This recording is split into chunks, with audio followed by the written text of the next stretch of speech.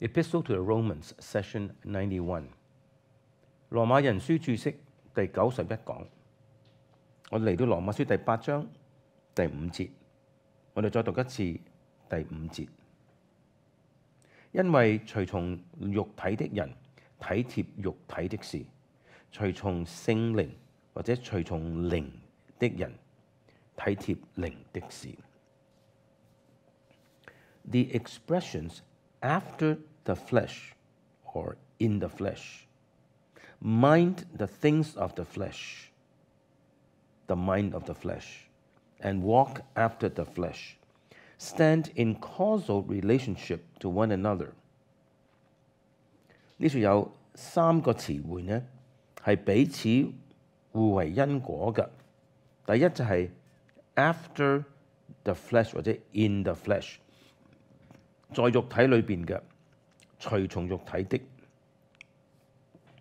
第二係 mind the things of the flesh， the mind of the flesh。第二就係體貼肉體，或者佢哋嘅思念係專注於肉體的事。最後係 walk after the flesh， 就係按着肉體行事為人。呢3個係成因同埋後果嚟㗎 ，and are also most probably to be understood as causally related in the order stated。大概呢，我哋應該咁樣理解，就按着經文所指嘅先後次序，互為因果㗎。The first defines the basic moral condition。第一就係隨從肉體的人 after the flesh， 係為咗呢一個人嘅基本上道德或者心裏邊嘅狀態作出定義。The second, the inward frame of heart and mind resulting from that condition。 第二就係體貼肉體的事，或者係思念肉體的事，係指因為咁樣嘅一種道德或者心靈狀態而導致嘅內在嘅心思意念。And the third， 第三就係 walk after the flesh， 隨從肉體行事。The practice emanating from both， 就係來自第一同埋第二嘅實踐。But more particularly from the first through the second。 特別呢係指呢個第三隨從肉體行事呢，係來自第一，即因為佢係隨從肉體嘅人，但係透過佢嘅思念體貼肉體。The same principles in the opposite direction hold。 而相反嘅方向呢，係有另外3套嘅詞彙。佢哋亦都有就咁樣嘅因果原則㗎。With reference to after the spirit or in the spirit， 第一就係在靈裏或者體貼靈的人。第二 to mind the things of the spirit， the mind of the spirit。 第二就係心思意念體貼靈的事。第三 and walk after the spirit， 隨從靈而行事。一個人嘅心靈點樣，佢嘅心思意念就點樣，佢嘅行事為人就點樣。呢啲係因果關係。羅馬書第8章第6節，體貼肉體的就是死，體貼聖靈的乃是生命平安。For the mind of the flesh is death, but the mind of the spirit is life and peace。 The mind of the flesh is death, verse 6， 第6節，體貼肉體嘅思念就是死 does not mean that the mind of the flesh causes or leads to death。 嘅意思唔係話呢，心思意念體貼肉體就導致死或者係死嘅成因。There is an equation， 我哋讀到嘅係一個嘅等同 ，and the predicate specifies that in which the mind of the flesh consists。 而呢個謂語即係死呢，係指出肉體嘅思念係由什麼組成的？ The principle of death is separation。死呢個原則或者動力就係分別或者係隔離。And here the most accentuated expression of that principle is in view, namely separation from God。而呢處呢，最顯著嘅呢個嘅分離嘅原則嘅表述呢，就係呢一節經文表達出嚟，就即係話與上帝嘅隔離。Refer to Isaiah 59 verse 2， 參考以賽亞書59章第2節。但你們的罪孽使你們與上帝隔絕，你們的罪惡使他掩面不聽你們，與上帝嘅隔絕。This separation is thought of in terms of our estrangement from God, whereby we are dead in trespasses and sins。呢個隔絕呢，就係指我哋與上帝嘅隔絕，因而我哋死在過犯罪惡中嘅。參考以弗所書第2章第1節。The mind of the flesh is therefore that kind of death。因此，體貼肉體嘅思念就是這種的死亡。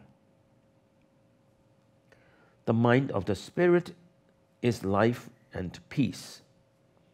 而體貼靈嘅思念乃是生命和平安嘅。The same kind of identification appears here。在這裏，我哋亦都睇到同樣一種嘅等同。Life is contrasted with death。生命係與死對照嘅 ，and in its highest expression, which must be in view here, it means the knowledge and fellowship of God。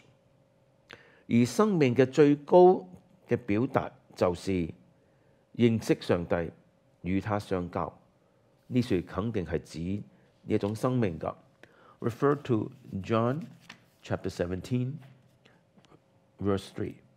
參考約翰福音17章第3節。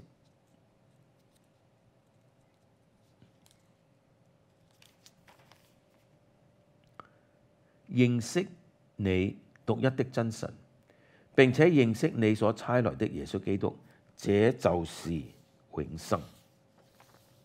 Also 1 John chapter 1 verse 3， 還有約翰一書第1章第3節，我們將所看見、所聽見的傳給你們，使你們與我們相交。我們乃是與父並他兒子耶穌基督相交的。The communion, which is the apex of true religion， 呢種嘅相交就係真正嘅宗教信仰嘅巔峰狀態。Peace， 平安 can readily be seen to be the correlative of life。好顯明嘅係與生命係相關㗎。In this case, it is no doubt the subjective effect of peace with God that is contemplated。喺呢處呢個平安呢，毫無疑問嘅係指一個人主觀方面嘅果效，就係指與神和好或者係平安。第5章第1節 ，the sense of being at one with God， 就意識到與神合而為一 ，and the tranquility of heart and mind，which the sense of reconciliation evokes， 亦即係話呢，感受到與神和好所引發出嗰種心思意念嘅平靜㗎。Refer to Philippians chapter 4 verse 7， 參考腓立比書第4章第7節，我哋從第6節開始讀。應當一無掛慮，只要凡事藉着禱告、祈求和感謝，將你們所要的告訴上帝。第7節，上帝所賜出人意外的平安，必在基督耶穌裏保守你們的心懷意念。Peace is the antithesis of the alienation and misery which sin creates。平安就係與罪所造成嘅隔絕同埋痛苦係對立嘅。羅馬書第8章第7節，原來體貼肉體的，就是與上帝為仇，因為不服上帝的律法，也是不能服。Verse 7 gives the reason why the mind of the flesh is death. 第7節提供理由，說明體貼肉體的思念為什麼是死。It is enmity against God. 體貼肉體係與神為仇。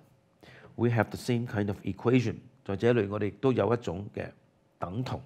The essence of sin is to be against God. 罪嘅本質就是敵擋神。It is the contradiction of God. 就係與上帝矛盾。This predication is much stronger than to say that we are enemies of God. 咁樣嘅謂語，咁樣嘅講法呢，係比起話我哋係上帝嘅仇敵，係講得更重㗎。For it defines the mind of the flesh. 因為呢處係為體貼肉體嘅心思意念作出定義。The mind characterizing those who are after the flesh and in the flesh 就係嗰一種隨從肉體，在肉體裏面嘅人，佢哋嘅本性 as one that is conditioned and governed by enmity. Enmity of which God is the object. 呢一種嘅心思意念呢，係有着一種嘅敵擋為仇敵嘅動力所掌管㗎。呢種嘅為仇呢，係指着與上帝為仇，上帝係呢種嘅敵意嘅對象。Enmity towards God is the actuating principle and governing propension of the mind of the flesh. 與上帝為仇就係體貼肉體嘅心思意念嗰種嘅實現嘅原則，同埋掌管着心思意念嘅動力。And when we keep in view what is meant by mind in this connection， 而當我哋考慮到呢處所講嘅心思意念係指什麼的時候， the implication is that 呢處嘅含義呢就係話 the disposition underlying all activity is one of opposition to and hatred of God。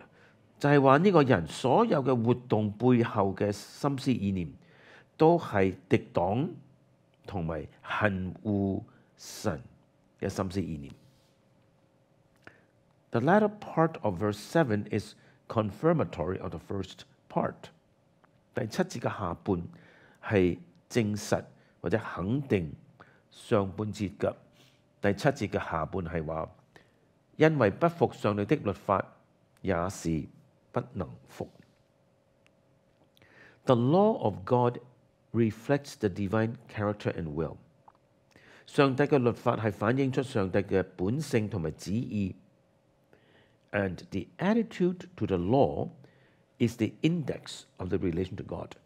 而人對上帝嘅律法嘅態度就係一種佢與上帝關係嘅一個指標。In subjection to the law is therefore construed as the concrete way in which enmity against God manifests itself。 因此，不服從律法是應該這樣理解，就係與上帝為仇如何具體嘅彰顯出來的方法。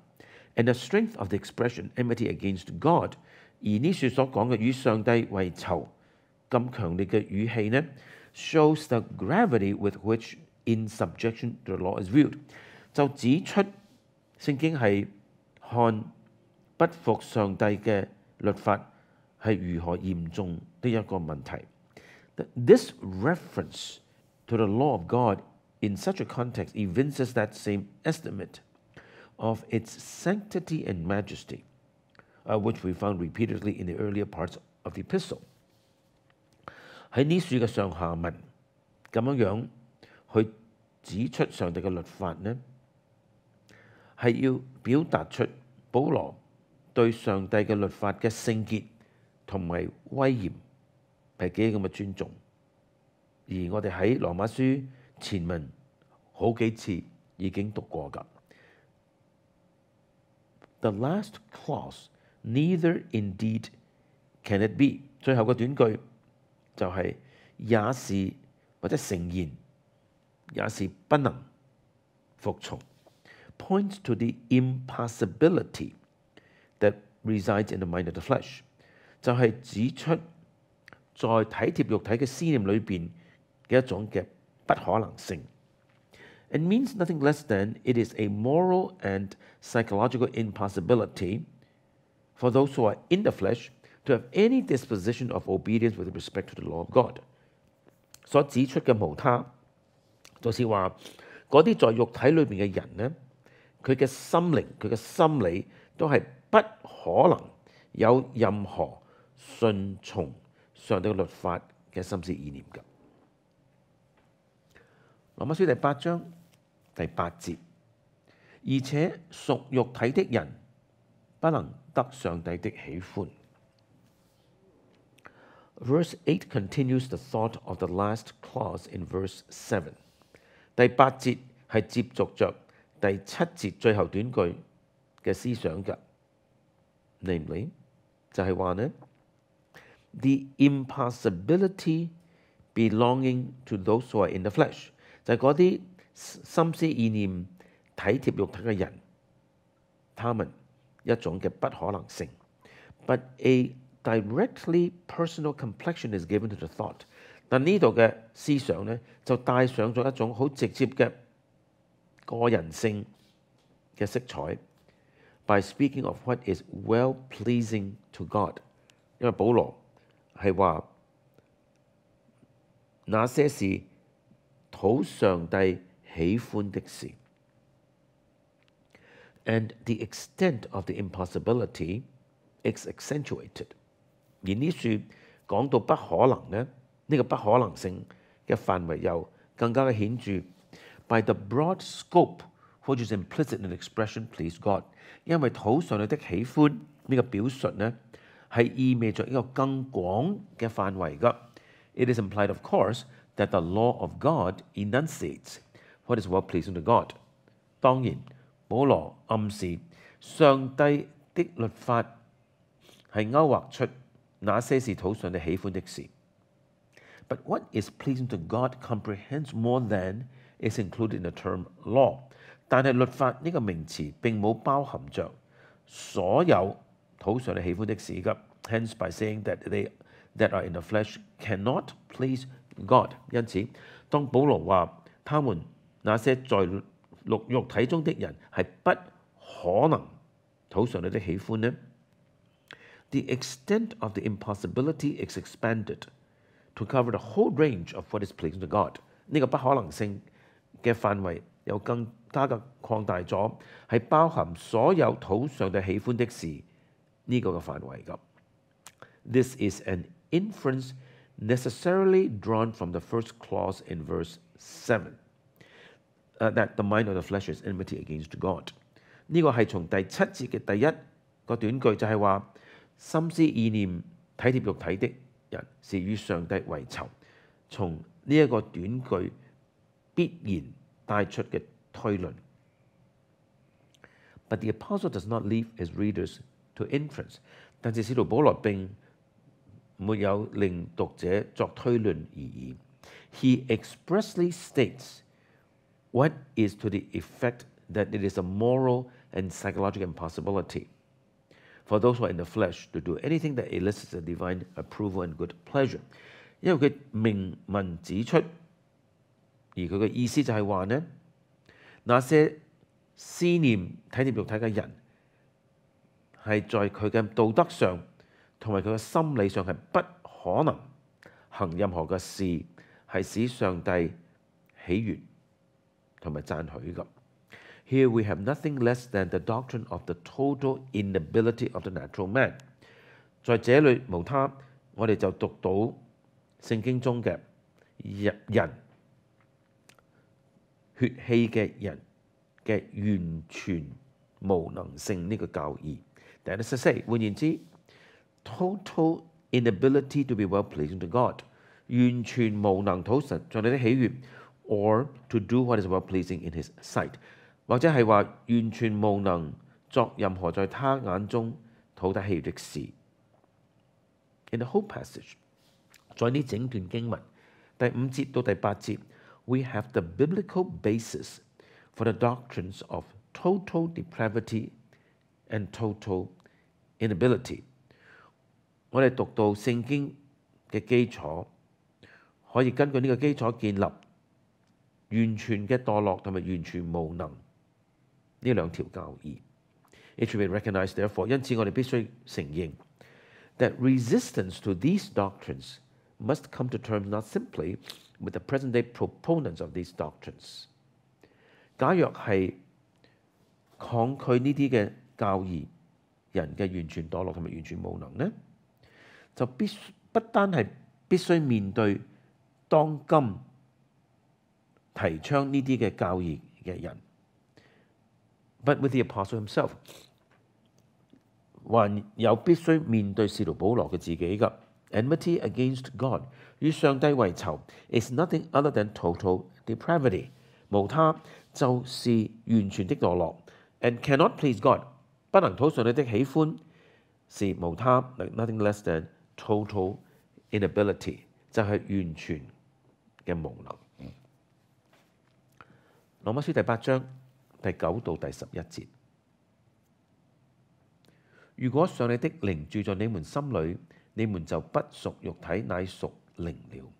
人若沒有基督的靈，就不是屬基督的。基督若在你們心裏，身體就因罪而死，心靈卻因義而活。然而，叫耶穌從死裏復活者的靈若住在你們心裏，那叫基督耶穌從死裏復活的，也必藉着住在你們心裏的靈，使你們必死的身體又活過來。Verse 9第9節 The contrast between the flesh and the spirit is as noted above。呢處保羅對照着肉體同埋靈，正如我哋喺上文注意到嘅。The apostle is careful to impart to believers the assurance and consolation which belong to them as those who are in the Spirit。保羅好謹慎嘅，要將確據同埋安慰帶俾信徒們。信徒們係屬於那些在聖靈裏、在靈裏的人呢個範圍嘅 ，and are therefore under the direction and control of the Holy Spirit。因此佢哋係在聖靈嘅指導同埋掌控之下嘅人。Nevertheless, he is likewise careful to lay down the condition upon which this assurance may be entertained。但是保羅係同樣地謹慎，要提出呢種嘅確據係在點樣情況之下才能夠持守嘅。If so be that the Spirit of God dwelleth in you， 假若神的靈住在你們裏面。This refers to the abiding indwelling of the Holy Spirit in believers。呢處所指嘅就係聖靈內住在信徒的心中。Refer to Ephesians chapter 2, verse 22。參考以弗所書第2章22節。你們也靠他同被建造，成為上帝藉着聖靈居住的所在。And as the latter part of verse 9 indicates， 還有正如第9節下半節指出 ，this indwelling is the sine qua non of being in the Spirit。而這個聖靈的內住就係在聖靈中的人嘅標準嘅性格。Both ways of expressing the relation of the Holy Spirit to the believer and vice versa are to be noted。我哋必須注意到兩種嘅表述，就係話聖靈住在信徒裏面，信徒是在聖靈裏面。The believer is in the Spirit, and the Spirit is in the believer. These are distinguishable relationships, but they are inseparable。呢兩種嘅關係可以區分，但佢哋係不能夠分割㗎。我下次繼續講羅馬書第8章第9節。